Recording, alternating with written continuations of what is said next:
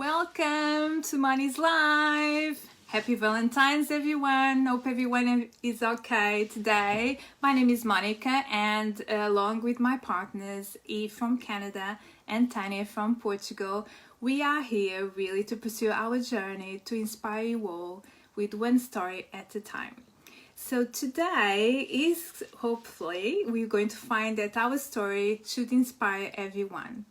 And we are so grateful that we can see actually so many people joining us now in our live. So it's great to see you guys here. Say hello to me, guys. I can see Lara, she's here as well. I just want to say that we are going through very challenging times in our society. So most of us have at one point been actually faced with tougher period in our lives. So as you know, mental illness and substance abuse are unfortunately increasing. And what are the things that actually we can do to become actually better and overcome some of the obstacles that sometimes we don't know how to do it. And hopefully today, our story, it will give some actually light and inspire you all. Because we're going to have Lara Azevedo from Los Angeles here. I'm going to see if I can actually bring Lara into the camera now. And let me just give a few minutes. Hey, Lara! How are you doing? Good morning to you and good afternoon to UK and in Portugal. But it's good morning to USA and Canada. How are you? That's right. Good morning. I'm great this morning. Happy Valentine's Day. Happy Valentine's Day. That's right. What have you been doing today? Well, we actually live in Los Angeles. I mentioned the other day, this is my first Valentine's Day as a married woman, and my husband brought me to Las Vegas. So this is where we are this morning. We came to I see. So Las Vegas. Las Vegas, right? We're in Las Vegas for the weekend. Yes. Lovely. Congratulations to you guys. Very good. So tell me, how is your heart today then? I'm feeling really, really good. I'm, as I mentioned, in Las Vegas with my husband. He gave me a couple of wonderful presents for Valentine's Day, one of which is a book of us, which I thought was such a creative present. And it's a very personal, and I don't know if you can see my name there, and that's us together. Nice. And it's you just... Fantastic, fantastic. So basically, so many people today will relate to your story, right? And I think to start with, I think would be great for you to tell us how you describe your childhood, really. I think in a nutshell, I'd say my childhood was it was happy at times, turbulent at times. There was a lot of dysfunctionality in our home.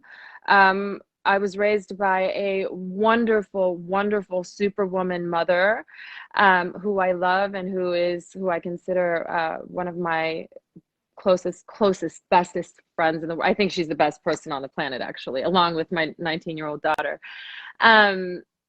But yeah, it was turbulent. There were different forms of abuse. She did her best to protect me from that. And I learned a lot of sort of fear. There was a lot of disconnection for me. I think I lived in my head for most of my childhood. I lived in my head. I was very, it was almost like I lived my childhood looking through a window into life. If that makes any sense. I never really felt like I was part of anything. I felt like I was on the outside looking in for most of my childhood. So, there was some bullying that occurred. I was small. I didn't really find my voice till much later. So I was bullied and, formed ideas about myself through that bullying and through the abuse. You make up these stories about yourself, and then you run with them, you believe them. And so All right. So Um, you lived in Montreal, right? So you've been raised in Montreal till you were 19. Is that correct? yes, yes, till about 19 years old, yes, and then Okay. moved to Los Angeles to pursue a dream. As you know, I'm half African. My mother is African from Angola. My dad is Portuguese from Portugal, so I'm very proud of my heritage. And yeah, I came to Los Angeles to pursue a dream. I was very, very young, very jaded, very lost. Um, I think mature, but not grown. I Right. didn't really have the right ideas about life. So Okay. So very, very unequipped. yeah, I can get Yeah, that, yeah, yeah. and I can relate it too.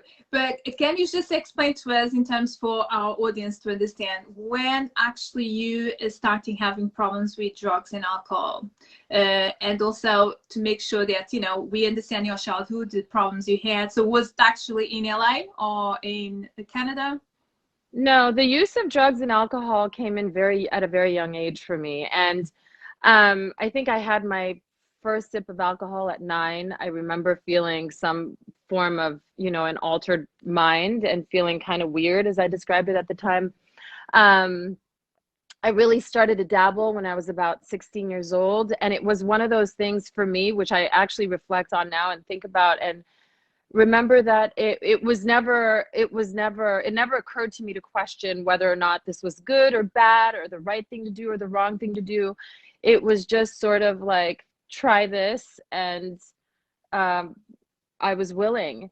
And then I tried it, and it made me feel different, and it made me feel um, what I hadn't felt before, which was braver and prettier and, just more uninhibited. And uh, so it started at a very young age, and it progressed as the disease of addiction does, right? It Yeah. progresses with time. Right. Okay. So actually living in LA must be very special. And what can you say actually, what are the really best and worst about it, really?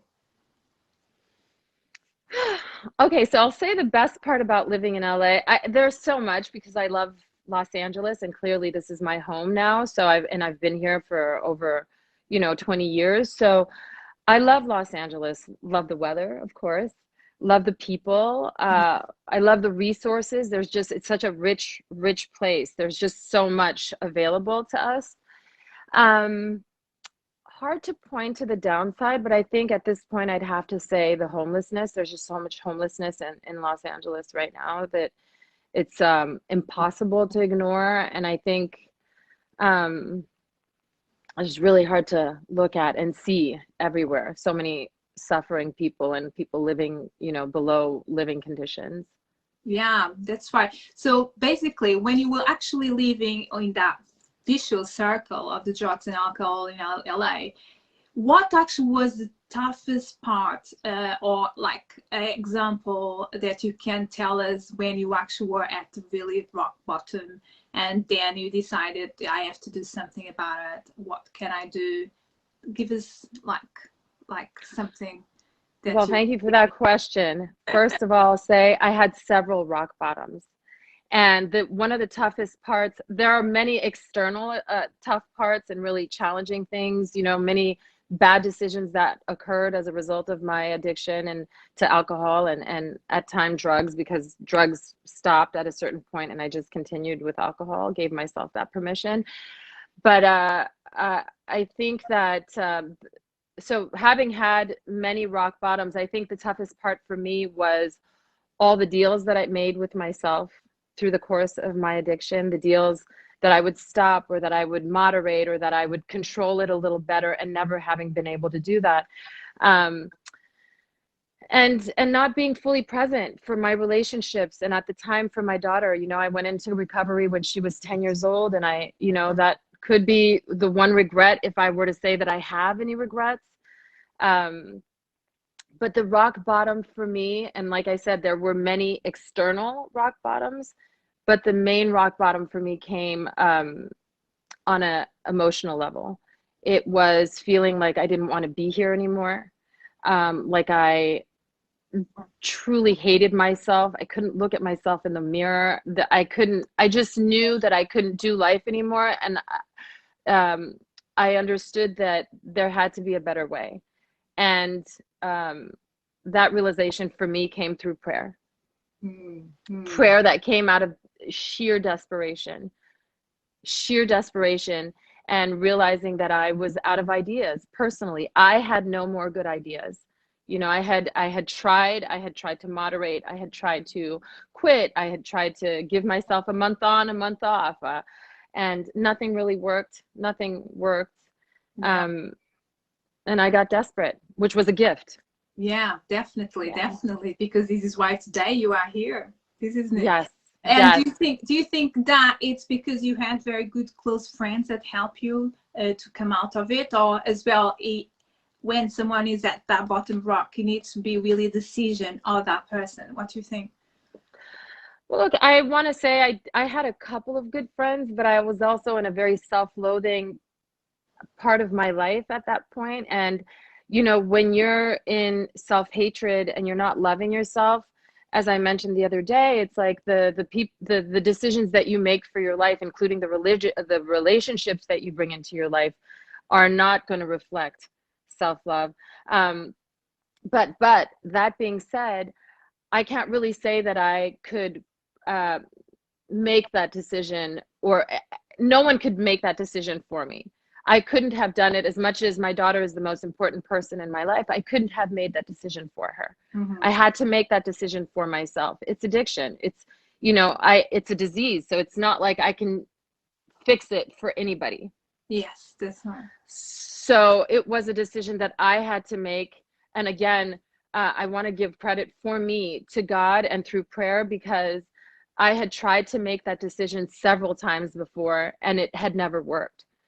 You know, and I actually prayed. I would ask God to help me drink like a normal person or use like a normal person, and it didn't it wasn't until I started praying and asking God to help me to take that away, to just take it away and just do whatever you want. Help me, just help. Yeah, yeah. How do you think this life experience can help others to overcome darkness and struggles in their lives, really? What do you say? Gosh, that's such a loaded question. What do I you say think to other that, people there listening to this and not having well, that? I can say that you can, but it requires, a willingness and a sincere desire to stop, and a willingness to take action. Because, see, alcohol and drugs were something that I used to medicate, and something that I used to help me navigate life and help me to be in my skin, which was very difficult. It was very difficult for me to be in my being, in my skin, right? And once that was taken away, or once I removed that from my life, I was still left with this head. And this head had so much, I mean, so much. It had so much fear, so much resentment, so much, you know, so much that I didn't understand, a mentality that thought that the world was stacked against me, that people, you know, I just automatically thought that to know me was to not like me. And there had to be so much work behind that, so much work. You know, when I gave up the alcohol, I had to replace it with something. And if you're willing to do that work, I think that it's absolutely possible for anybody. And I think it sounds difficult and painful, because I know that for me, when I stopped using and drinking, the thoughts were, you know, life won't be fun anymore. You know, what am I going to do? You know, how do I take the edge off in a stressful situation? And I'm just here to say that there are different ways of operating. There are different ways of doing things. You just have to find a different. I just didn't have the different ways. I didn't have the tools before. And so I had to gather the tools. The tools that a lot of people, you know, may gather at 10 years old or 15 years old. I didn't gather those till I was over the age of 30, far over the age of 30. Yeah. You know? Yeah. Yeah, definitely. Do you know, I was just thinking when you were talking about that I've heard that actually coming out from alcohol, it's harder than coming up from drugs. Is that true? What you say? You know, that's, I can't even, I think that's such a personal experience and such a personal, Did that yeah, happen it's just, to you? well, see, for me, because I did have my experience and my addiction with drugs, I also became a mother, you know, and at a certain point, I felt that drugs was no longer the answer for me, and I felt like I had a very social responsibility. Like I thought, you know, I'm a mother now, I can't use drugs. Mhm. And so I continued to drink, and I just stopped using drugs. That was just something that happened. It was also doing things to my skin that I Mhm. didn't like, which is a little shallow, but this But is it's what good. helped That's me. good. Yeah, It's what helped me. I thought, exactly. you know, this is all I've got. I better preserve my face, or so I thought at the time. Um, so I stopped using drugs when I became a mother, and then continued to drink. And that, I think that for me was that was the real drug. You Mhm. know, that was my real disease. My alcoholism is truly the disease for me, Yeah, you know, and was the real problem. But I can't argue, because it's a what's more difficult, it's different for everybody, you know. absolutely, absolutely. Laura, I know that now you're doing something great and amazing for people. Can you want to share exactly what you're doing for others? What actually you do like nowadays, helping others with your talks and things like that? Well, Tell I help mainly women to recover from the use of drugs and alcohol, who have that addiction, who have gone through, you know, in one form or another, the same things that I have gone through, and I help them to find better ways to live. So I'm in recovery, and part of my program to of recovery is to help other people to achieve that same recovery or something like it, you know, and to live happier and better lives. I know that for me and for the women that I've watched, you know, grow and change through recovery, um, you know, it's a cliche, but it is. My worst day in recovery is still far better than my best day when I was in my disease, when I was suffering from alcoholism. I'm a far happier person, and part of that happiness comes from giving what was given to me. I had a very, very special woman take me into recovery, and help me to gather the tools as well. Um, so that's what I do. I just, you oh, know, I that's find complete joy in just giving and helping, and that is in all aspects of my life. That is, I really believe that is one true golden key to happiness, and that is service. I really, really believe that, to give of yourself, to get out of your own selfish, it's so boring to be about me and thinking about me all the time, all day, every day, but to just get out of myself and give to someone else, I think is the way to happiness, you know. yeah, and I can Yeah. see you happy and you transformed, and I'm so proud of you, I have to say, when Thank actually talking you. to you about that, because you know it's been about 9, 10 years already, and you should be so pleased because now you're married, you have your life, your daughter, she's, you know, doing well, right? So Very. she's so happy, yeah, and grateful. And what do you think is Thank your you. superpower then? Just a very silly question and something we want to find out about you more. I don't think that's a silly question at all. I think that's It's a good, great right? question. It's a Oh, hard to it's hard to think about. Um, Superpower. My mm. superpowers. Yeah, you can be more I than think one. my one of my superpowers definitely now is the ability to recognize what I have power over and what I'm completely powerless over, which is everything that is outside this bubble, everything that's outside of here. So that's a superpower for me, because I know that I can't control everything. And so I don't try. And there's a lot more freedom and peace in that for me. And I think, again, the other one is just going back to service, just being able to um, readily, willingly, and happily um, make my life about other people. I Yeah, think truly that is a superpower. I'm that's sure there's more if you gave me more time, but no, it's this is great. what It's I can great. come up with And now. just before we finish off, I want to make sure ask people that are watching us, if you have any questions for Laura, please use the time now. Write in the comments box, and I will select one question And all the others, Laura, she's very happy to get back to you after this live talk. I will have two questions here for you. It's about fears. What would you say your fears now are, or actually were, what you want to talk about in terms of fears for other people that are listening, about that actually could relate to your story and to you as well? Well, I think my fears were, and if I allow them to be, still are, you know, disappointing people, not being liked, ending up alone, not being able to provide for myself or for my family. Those are really big fears. Yeah, I think those are them. They're all fears that I can't really control. They're kind of insane fears. Yeah, fears of not being accepted. I think those are the biggest fears. But again, those are very real fears that I didn't give myself permission to have back then. I understand my level of humanity now. I didn't think I was human back then. I allowed it in other people and not in myself. Today, I allow myself to be human. And yeah, I think those are my fears, but I have the tools to mitigate them. So good. I understand that I Do have you want no to share control.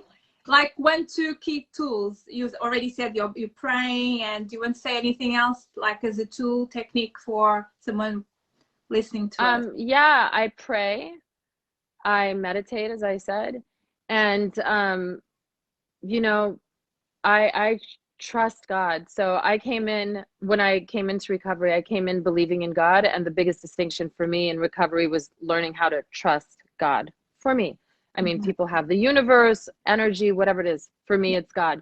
And trusting in God for me allows me to show up to a situation or to any relationship as myself, and trusting that you'll accept me for me, and if you don't, then that's God's will, and I just have to show up and tell the truth and show up as my most authentic self to the best of my ability.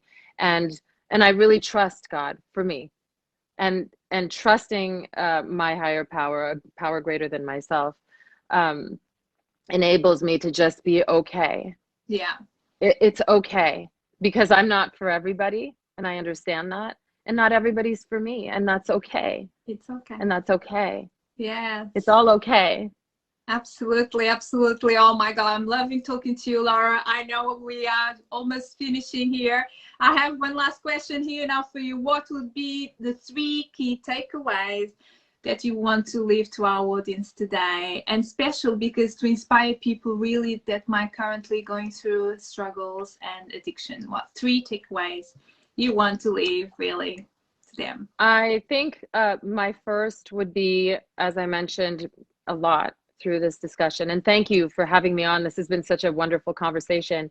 I think my first takeaway would be to find a power greater than yourself. It doesn't have to be a religious God, or it doesn't even have to be God. It could be anything, the energy, the universe, but something bigger than you, and something that you can believe in and trust in. That would be my first takeaway. The second, and such an important one for me, has been ownership and personal responsibility, and understanding that that's very empowering, to understand that my decisions have results and have consequences. And once I own that, and I can take ownership even for the bad decisions, then I understand that I can make different decisions and have different outcomes. So ownership and claiming my own part, that is so important, so empowering, and has helped me to love myself, right? I mentioned service, so I won't say that again, but I will say that one of the biggest ones for me as well has been to say that I don't know everything. I don't know. And that is truly one of my mantras today. And that is that I don't know. And even when I think I know, I don't know. And that is to remain teachable. Teachable. Absolutely. Learn, gain information, listen, read, listen to other people, listen to other people's perspectives. I don't know everything. I don't know what you're thinking. I don't know the future. So so truly one of my mantras is I don't know. I don't know what's going to happen. I don't know. And it's Yeah. going to be okay no matter what. Laura, So it's been so grateful talking to you. This is your story, remember that, and we appreciate it because you're such a great human being, and we are thankful for you thank you. taking the time to be here with me today and with MONII, and for your support.